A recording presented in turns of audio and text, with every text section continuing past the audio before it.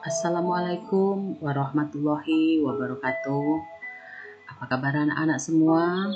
Semoga kita selalu dalam keadaan sehat walafiat sehingga kita masih bisa mengikuti pembelajaran biologi.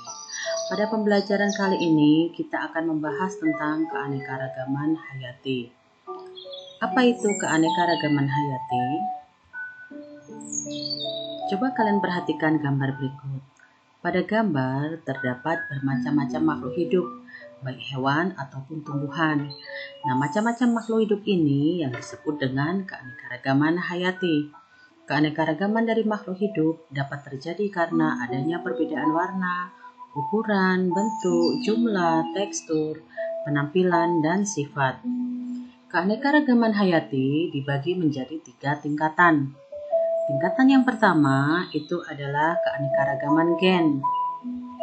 Contohnya, ini bunga mawar dengan warna yang berbeda-beda. Ada gambar kucing yang memiliki perbedaan warna rambut yang menutupi tubuhnya. Ada juga manusia yang memiliki warna kulit yang berbeda-beda. Perbedaan inilah yang disebut dengan keanekaragaman gen. Dasar terjadinya keanekaragaman gen itu adanya variasi gen atau struktur gen dalam satu spesies. Tingkatan yang kedua itu adalah keanekaragaman jenis. Ini ada gambar beberapa hewan yang masih dalam satu keluarga. Ada juga kacang-kacangan masih dalam satu keluarga. Inilah yang disebut dengan keanekaragaman jenis. Keanekaragaman jenis memiliki kesamaan anatomi, fisiologi, dan biokimia. Keanekaragaman jenis menunjukkan adanya variasi bentuk, ukuran tubuh, warna tubuh, kebiasaan hidup. Yang ketiga itu adalah keanekaragaman ekosistem. Dari keempat ekosistem ini memiliki perbedaan, baik tumbuhan maupun hewannya. Dasar keanekaragaman ekosistem dipengaruhi oleh adanya variasi iklim, kondisi geologis, faktor fisik, dan kimia tanah, sehingga mempengaruhi jenis dan keadaan organisme yang hidup di dalamnya. Bagaimana dengan keanekaragaman hayati di Indonesia? Keanekaragaman hayati di Indonesia tinggi karena kekayaan flora dan faunanya juga tinggi. Misalnya, memiliki jumlah kupu-kupu terbanyak di dunia. Kekayaan flora atau tumbuhan di Indonesia. Keanekaragaman tumbuhan di Indonesia itu dibedakan menjadi keanekaragaman tumbuhan di hutan hujan tropis. Hutan hujan tropis adalah hutan yang memiliki intensitas curah hujan yang sangat tinggi, sehingga tumbuhan yang hidup di dalamnya itu contohnya tumbuhan berkayu dan sangat tinggi. Ada juga epifit ataupun ada juga liana. Kemudian ada keanekaragaman tumbuhan di hutan musim. Hutan musim itu berada di wilayah kemarau yang cukup panjang.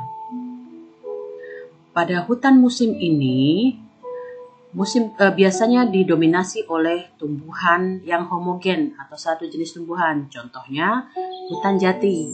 Pada musim kemarau, tumbuhan jati akan menggugurkan daunnya. Pada saat musim penghujan, daunnya akan tumbuh kembali. Kemudian ada juga keanekaragaman tumbuhan di hutan sabana atau padang rumput. Kekayaan fauna di Indonesia. Pada peta Indonesia ini ada garis Wallace. Apa itu garis Wallace?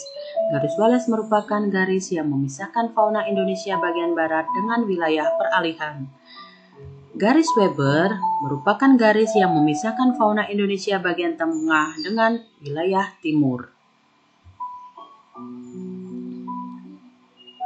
Berdasarkan garis Wallace dan Weber, penyebaran fauna di Indonesia dibagi menjadi 3. Yang pertama itu tipe asiatis. Contohnya ada harimau, ada juga gajah. Kemudian tipe peralihan antara asiatis dan australis. Contohnya komodo. Yang ketiga ada tipe australis. Contohnya kanguru. Ada juga yang namanya spesies endemis.